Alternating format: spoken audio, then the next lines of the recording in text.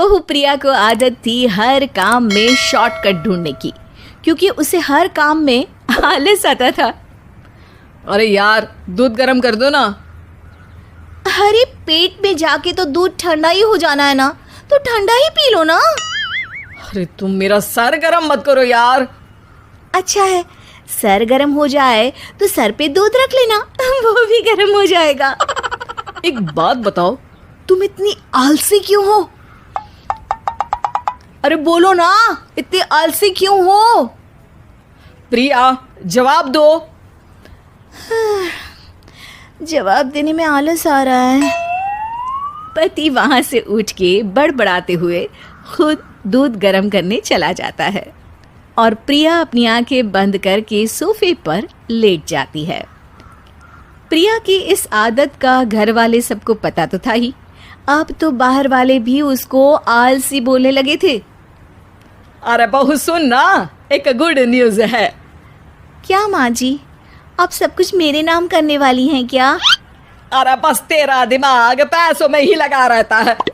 माँ जी, आपको तो पता है कि मैं गांधी जी की कितनी बड़ी फैन हूँ, और गांधी जी तो नोट पे ही मिलते हैं ना, इसलिए पैसों के अलावा कहीं दिमाग ही नहीं रहता।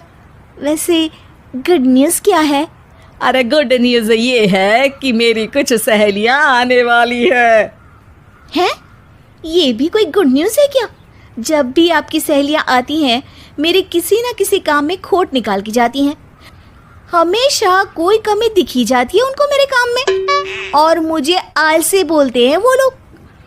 अरे तो ऐसा समझ कि आज तेरे पास मौका है उनकी नजरों में अच्छा इम्प्रेशन जमाने का। कैसे कैसे? उनके लिए खाने की इतनी स्वादिष्ट चीजें बना कि वे उंगलियां चाटती रह जाए। माँ जी, ये तो आप मुझे नया काम पकड़ा रही हो। अरे मेरी सहेलियों से तारीफ पानी है कि नहीं? हाँ, पानी तो है। तो बस जाओ, बन जाओ बावर्ची, लगाओ तड़का, कल शाम को आएंगी वो। अगले दिन सास सुबह से घर के बाहर अपनी सहेलियों के पास चली जाती है, और शाम को सब प्रिया के हाथ का खाना खाने घर आते हैं। आज देखते हैं कि प्रिया बनाती क्या है। हाँ हाँ, पिछली बार हमने बोला कुछ हल्का खाएंगे तो पापड़ फ्राई करके ला दिए थे बस। हाँ, और उसके पहले जब आए थे और बोला था कि भारी खाना खाना है तो तरबूज काट कर ले आई थी। बोल रही थी तरबूज भारी होता है ना। अरे बस भी करो, इतनी बुरी नहीं है मेरी बहू। तभी बहू वहाँ खाना लेकर आती है।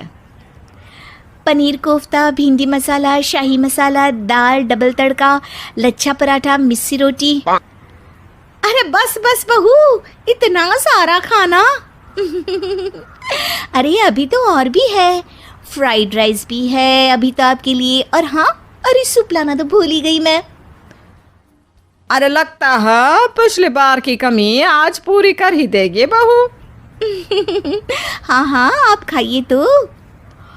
हाँ, खाएंगे तो सही, इतना खाना बना तो दिया है, अब देखना भी तो पड़ेगा ना कि बना कैसा है।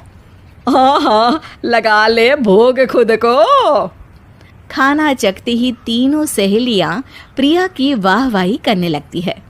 अरे शानदार, जबरदस्त, जिंदाबाद, मजे आ गए प्रिया। प्रिया की सास भी कमाल है, बहू को क्या जायकेदार खाना बनाना सिखाया है। अरे मान गए भाई, इतना अच्छा खाना तो हम में से किसी की बहू नहीं बनाती, और हम भी नहीं बनाते, झूठ क्यों बोले। अरे बस करो बस करो, खाने पे ध्यान दो, बोलती ही रहोगी तो खाओगी कब। ये लो, थोड़ा पनीर और ले लो। सास भी सहेलियों के साथ खाना खाने लगती है, पर बहू के साथ अपनी भी तारीफ सुनकर सास मन ही मन फूली नहीं समा रही थी। प्रिया ने बड़ी खुशी से सबको खाना परोसा, और सब ने झट से खाना खत्म भी कर दिया। राधे राधे, मजा आ गया। और थक गई खाना खाते खाते, अब बस बिस्तर लग जाए मेरा। अब तो जब भी मेरे घर मेहमान आएंगे प्रिया को ले जाया करूंगी खाना बनाने के लिए, मेहमान भी खुश हो जाएंगे। सास खुश है कि प्रिया की इमेज अपनी सहेलियों के सामने काफी सुधर गई है। प्रिया खाने के बर्तन समेटती है। इतने में तीनों सहेलियां हाथ धोने किचन में चली जाती है। तभी एक सहेली देखती है कि किचन स्टैंड पर कागज पड़ा हुआ है। वो सोचती है कि कागज को डस्टबिन में डाल दे। जैसे ही वो उसे उठाती है तो देखती ही रह जाती है। दरअसल वो एक बिल है जिसमें वो सारी चीजें लिखी है जो उन्होंने अभी अभी खाई है। वो चुपचाप बिल उठाकर बाहर आ जाती है और उसके पीछे बाकी दो सहेलियां भी आती हैं। प्रिया, खाना अच्छा बनाया था, सच कहूँ तो बहुत अच्छा बनाया था। थैंक यू, बहुत अच्छा लगा सुन के। हाँ, पर जिसने बनाया वो इतनी तारीफ सुनता तो उसे और भी अच्छा लगता। क्या मतलब? ये बिल देखो, तुम्हारी बहू ने ऑनलाइन ऑर्डर किया था खाना। अरे तारीख तो आज की ही है ना? हाँ आज की ही है। प्रिया, ये सब सही है क्या? प्रिया अपना सर झुका लेती है। सास सब समझ जाती है कि बहू की चोरी पकड़ी गई है। इतना भी आलस अच्छा नहीं प्रिया। अरे बता ही देती कि बाहर का खाना है, मैं बाहर का खाना खाती नहीं हूँ। तीनों सहेलियां वहां से जा रही होती है कि तभी उनमें से एक मुड़कर कहती है, अब ये तो बताओ कि खाने की रेटिंग बहू को दे या डिलीवर करने वाले को। प्रिया समझ जाती है कि शॉर्टकट लेने की वजह से उसके साथ सास को भी ये बेइज्जती झेलनी पड़ी और वो कसम खाती है कि अब से शॉर्टकट से नहीं, मेहनत से काम करेगी। घर की बेटी दाल बराबर। आन्या डांस करने में उस्ताद। एक स्टेप जो वो देख लेती तो हूबहू उसे उतार देती। अरे आन्या बेटा, मेरी बेटी को भी डांस सिखा देना, उसका एनुअल प्रोग्राम है। हाँ आंटी, क्यों नहीं, अब कल शाम उसको भेज देना, मैं सिखा दूंगी। हाँ, नचनिया ही बन, आस पड़ोस के लोग तुझे इस्तेमाल कर रहे हैं। माँ, इस्तेमाल मेरा नहीं कला का हो रहा है। नाचना एक कला है, कला। आन्या हर बात में अच्छी थी, फिर चाहे वो अच्छा व्यवहार हो या फिर लोगों की मदद करना। वो हमेशा खुद के शौक को पूरा करने के लिए व्यस्त रहती, लेकिन घर वालों को तो उसका ये काम सिर्फ समय की बर्बादी लगता है। कहाँ है आन्या? उसको बोलो कि आज शाम को खाना वही बनाएगी। सपना देख लो कि तुम्हारी बेटी घर का खाना बनाएगी। अरे आसपास के लोगों का काम करने से उसे फुर्सत मिले तब तो कहीं जाकर वो हमारे घर का काम करेगी ना। देखो ना, इकलौती बेटी, ऊपर से गैर जिम्मेदार, अब करे तो क्या करे। तभी पड़ोस की पिंकी आ जाती है।